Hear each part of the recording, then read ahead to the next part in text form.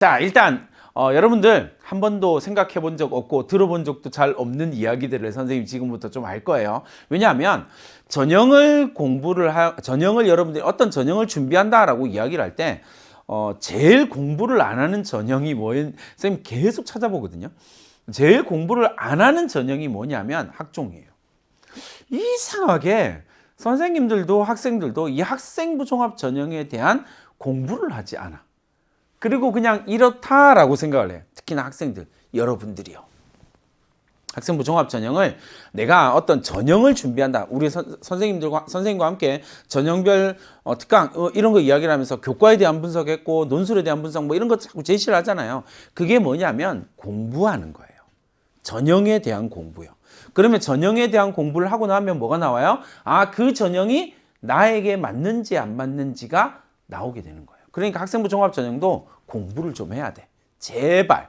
고3이지만 우리에겐 공부가 필요하다. 그래야 제대로 준비를 할 수 있으니까. 1학년, 2학년 때 학생부 종합 전형 열심히 준비를 하고 여러분들이 선생님은 엄청 많이 볼 거 아니에요. 전국을 돌아다니면서 학생부 종합 전형 학생부를 엄청 많이 보거든요. 네, 1학년, 2학년 때 이렇게 열심히 준비했는데요. 선생님 막 이야기를 하면 선생님 보면 좀 마음이 너무 아픈 학생부가 많아요. 왜요? 이걸 준비했다고 한 거야? 이런 질문들이 나오는 학생부들이 분명히 있거든요. 왜? 학생부 종합 전형이라고 하는 전형 자체에 대한 공부를 하지 않고 선생님 저 열심히 했어요. 안 뽑아요, 여러분. 그러니까 그 부분에 대한 이해를 좀 정확하게 하자고요. 그래서 이거 꼭 읽어보세요. 소리내서. 제발 소리내서. 그리고 한 번쯤 생각하세요. 이게 어떤 의미지? 예를 들어서 학교 교육과정을 성실히 이수하고 학업 능력이 우수한 학생을 선발. 이건 이제 학생부 종합 전형은 서울대의 사례를 갖고 온 거예요. 근데 다른 대학도 거의 비슷하거든요. 그러니까 학교 교육과정을 성실히 이수하고 학업 능력이 우수한 학생을 뽑습니다라고 이야기를 하면 실제로 대학이 뽑고 싶은 건 어떤 학생? 학업 능력이 우수한 학생이에요. 그러면 그 다음 질문은 이거예요, 여러분. 아, 내신 성적이 좋아야 되는구나. 오해하지 마세요. 대학은 학업 성취도가 우수한 학생이라고 얘기를 하지 않고 학업 능력이 우수한 학생이라고 했어요. 그러면 대학이 생각하는 학업 능력이랑 내가 생각하는 학업 능력이 다르다라는 거거든요. 그런 질문을 하는 학생이 학생부 종합 전형에 딱 맞는 학생이에요. 그럼 선생님 지금까지 제가 그걸 안 했는데요. 그럼 지금부터라도 하세요. 3학년 때 학생부를 확 뒤집어 가지고 완전 새로운 걸 만들어내. 그럼 이전에 존재하지 않았던 학생부가 튀어나오는 거잖아요. 여러분들이 다니고 있는 그 학교에서 이전에 존재하지 않았던 학생부가 튀어나오잖아요. 그러면 입학사정관들이 궁금해해요. 이 학생부는 어떻게 만들어진 거지? 거기가 출발점이에요. 여러분들이 우수함을 증명할 수 있는 거거든요. 그래서 공부가 필요한 거예요. 남들하고 다 똑같은 우수함, 남들하고 다 똑같은 능력 의미 없어요.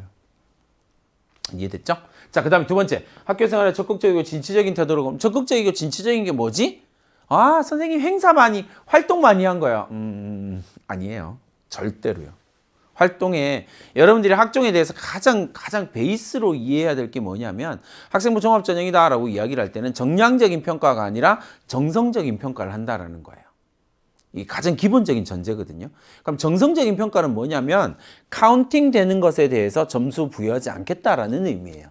활동을 10개 했으니까 우수한 학생, 활동 2개 했으니까 덜 우수한 학생, 그런 개념이 아니라는 거예요. 카운팅 되는 모든 것들에 대한 점수 부여하지 않는다. 그러니까 내가 활동의 개수를 따졌다면 의미가 없는 거죠. 그래서 글로벌 리더로 성장할 수 있는, 그럼 글로벌 리더가 뭐지? 라고 하는 궁금증이 있어야죠. 그 궁금증이 없어? 그럼 여러분 준비를 잘못하고 있는 거예요. 다양한 교육적, 사회적, 문화적 배경과 경험을 가진 학생, 배경과 경험이래요. 근데 뭐야? 앞에 다양한 종류가 많은. 그럼 종류가 많은. 선생님 전 사회적, 문화적 배경이 별로 다양하지 못한데요. 네, 그런 학생들이 자신이 사회적, 문화적인 배경이 다양하다라는 걸 보여줄 수 있는 방법이 하나 있죠. 그게 뭘까요? 독서요. 최고의 간접 경험. 다양한 경험을 할 수 있는 최고의 베이스가 되는 거예요.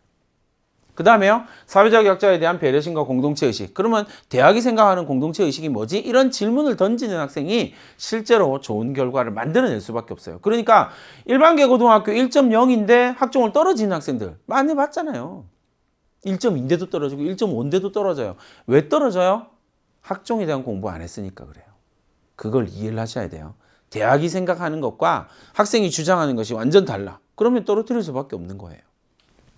알겠죠? 자, 2024 학생부 종합 전형의 특징을 살펴봅니다. 학생부 학종으로 선발한 인원은 79,520명이고요. 이제 올해가 조금 독특한 해이긴 하죠. 학종에서는 좀 이제 분기점이 될 해이긴 하거든요. 그래서 대입 공정성 강화 방안이 2019년에 발표되면서 여러 가지, 몇 가지 현상이 나타났다. 그죠? 1번, 자소서가 폐지가 되었습니다. 맞죠? 자소서가 폐지가 됐습니다. 이제 올해부터 자소서는 없다. 그러면 여러분들을 보여줄 수 있는 서류는 이제 뭐밖에 없어요? 학생부 종합 전형인데 이제 학생부 말고는 여러분들을 보여줄 수가 없어요. 나의 능력을 증명할 수 있는 서류가 학생부밖에 없어. 여기서 문제가 하나 생겨요. 학생부는 내가 쓰는 게 아니거든요. 맞죠? 누가 써요? 선생님들이요. 선생님들이 어떻게 쓰지? 나를 관찰한 결과를 적는 거예요. 그러니까 제3자가 나의 학생부에 나의 능력에 대해서 평가한 글이에요. 여기서 문제가 생기죠. 내가 평가하고 내가 주장하고 뭐 이러는 게 아니라 나를 바라본 제3자가 쓴 거예요. 그럼 여러분들이 해야 될 건 뭐냐면 그 제3자인 선생님이 나를 어떻게 볼 것인가, 볼 수 있는지를 세팅하고 행동을 해야 된다는 거예요. 그게 진짜 중요한 거거든요. 그 부분을 어떻게 설계할 것인지를 고민을 하세요. 자소서가 폐지되었다라는 말은 학생부 기록의 중요성이 그만큼 높아졌다라는 이야기예요. 대입 공정성 강화 방안이 발표되면서 이것도 안 들어가고 저것도 안 들어가고 학생부에 많은 것들이 안 들어간다라는 이야기를 많이 들었잖아요. 그러니까 다른 말로 그 말을 뒤집으면 전체로 봤을 때 기록이 남아있는 학생부에 기록이 남아있는 존재들의 중요성이 2배, 3배 높아진 거예요. 그러면 그 중에서 제일 많은 걸 차지하는 글자는 뭘까요? 분량은 뭘까요? 교과 세특이요. 그러니까 결국은 대학은 뭘 보고 날 평가할 거라고요? 교과 세특을 보고 평가할 거라고요. 이해됐죠? 여러분들이 올해 고3 올라가서 여러분들이 교과 세특으로 쓸 수 있는 글자들이 대략 한 5,000자 정도 될 거예요. 그럼 여러분 질문, 그 5,000자에다 뭐 채우실래요? 학생부의 나머지 영역까지 합치면 한 7,000자, 8,000자 정도가 나올 거거든요. 그 7,000자, 8,000자를 뭘로 채우실래요? 그게 학생부 종합전형의 특징이다. 전략이다. 라고 생각하시면 됩니다. 자, 요즘에 학생부 종합전형은 서류형과 면접형을 구분하는 대학들이 서서히 늘어나고 있거든요. 뒷부분에서 좀 더 이야기를 하도록 하고요. 어쨌든 학종 자체를 서류형, 면접형으로 나눈다. 서류만 보는 거, 그 다음에 면접도 보는 거. 이렇게 나눠집니다. 그 다음에 수도권은 학종의 비율이 44.9, 수시 전체에서 이렇게 놓고 봤을 때 수도권은 44.9%고요. 그 다음에 비수도권은 학종이 수시가 22% 정도 되는 거예요. 이렇게 생각을 하고요. 그 다음에 또 중요한 거예요. 그러니까 수도권과 비수도권이 좀 다르다, 느낌이 다르다라는 걸 좀 이해를 하셔야 돼요. 학종 전체에 놓고 전체의 비율을 놓고 봤을 때 44%냐, 22%냐. 라고 생각하면 됩니다. 그러니까 비수도권이다라고 이야기하면 선생님이 교과 뭐 이런 특강에서 계속 이야기했던 것처럼 비수도권에서는 어떻게 나오냐면 비수도권에서는 제일 중요한 게 뭐예요? 교과, 학생부 교과예요. 이해됐죠? 그 다음이 학종, 그 다음이 뭐 정시 이런 식으로 나오게 된다라는 걸 이해를 하셔야 돼요. 그래서 여러분들이 원서를 쓴다, 대학을 쓴다라고 이야기를 할 때는 항상 투트랙. 나는 어디로 갈 거냐? 지방 거점 공립대를 갈 거냐? 수도권에 주요 대학을 갈 것이냐. 요 투트랙에 대한 고민을 가지고 준비를 하는 게 전략을 잘 짜는 방법이다라는 거 다시 강조드립니다. 자, 서울대 신입학 전형을 살펴보니까 올해부터 2024 전형부터 서울대가 뭐 있냐면요.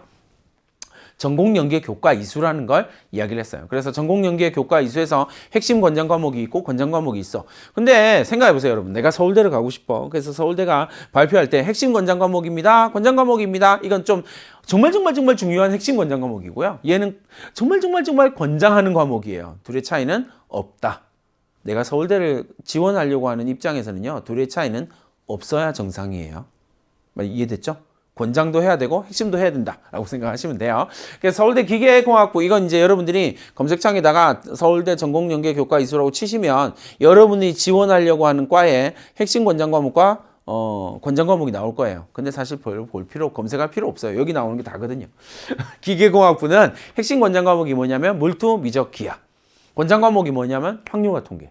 그럼 다른 애 생명으로 넘어가든지 화학으로 넘어가더라도 여기 뭐가 들어가요? 화투, 생투가 들어가는 거예요. 그러니까 서울대는 뭐예요? 학종에서 투한 학생들에 대해서 어드밴티지 주겠다라는 거예요. 그럼 다른 말로 하면 뭐예요? 어려운 과목을 선택해라는 거예요. 쉬운 과목 선택해서 내신 잘 받는 거 관심 없어. 우리는 카운팅하지 않을 거니까. 어려운 과목을 선택하는 것이 중요하다라고 하는 것 기억을 해두시면 되겠습니다. 자, 학종의 면접 전형을 좀 구분해 보면 서류 기반과 제시문 기반으로 나누어서 이야기를 할 수 있습니다. 서류 기반 면접과 어차피 학종은 면접과 뗄래야 뗄 수 없는 상관관계를 가지고 있으니까 서류 기반, 그죠? 제시문 기반으로 이렇게 나눠한다라는 것 봐두시면 되겠고요.